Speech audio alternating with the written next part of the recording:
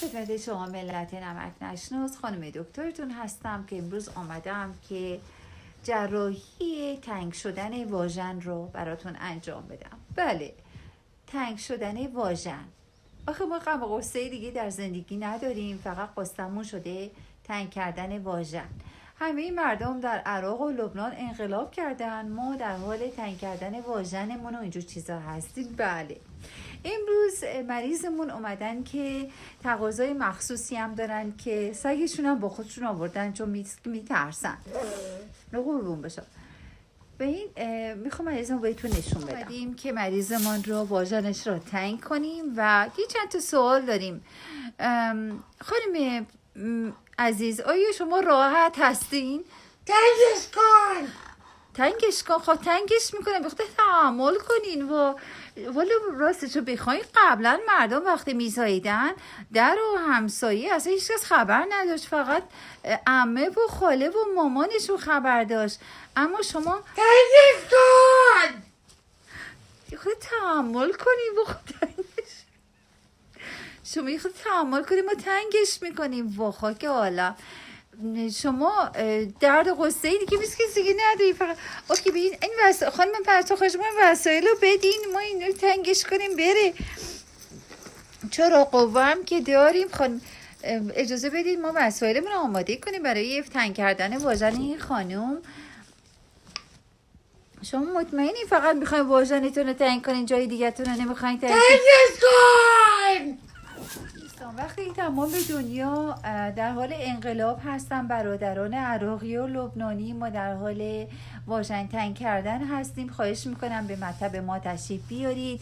اگر واژن‌هایتان تنگ نیست ما میتوانیم تنگ کنیم. چتونه و موردشو برده. خب تو اینستاگرام خودتونه دیگه. و منم خانم دکترتونم، شب و روز کارم شده.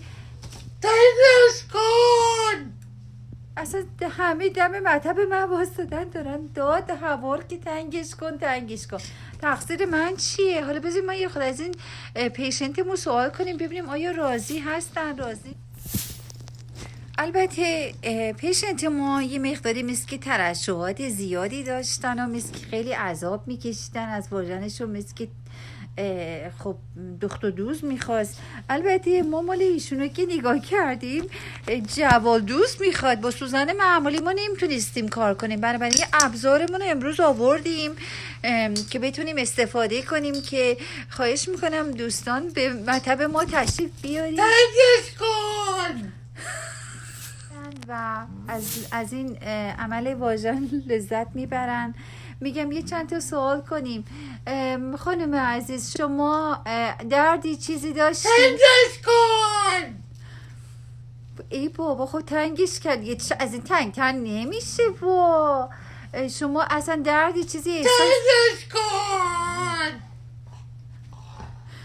شما دردی چیزی احساس کردی؟ تنگش کن. و خود تنگه دیگه، از این تنگتر نمیشه. و مردش جورتو ببرن دیگه. چقدر تنگش کنم؟ حالا الانم تازه تنگش کردم، باز دوباره هفته دیگه میگی تنگش کن. و آره دیگه دماغ شما فکر میکنید که ما رو به دوست آشناتون معرفی کنید که همه بیا مطب ما؟ تنگش کن. بفرمایید.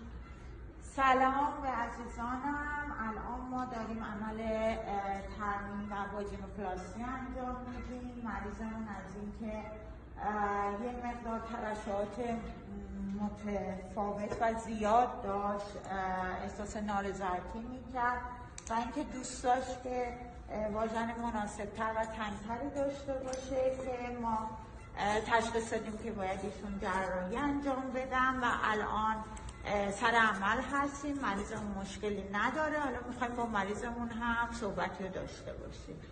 خب عزیزم چطوری؟ حالت که به مشکلی نداری؟ بله خوبم، اصلا مشکلی هم ندارم. مرسی.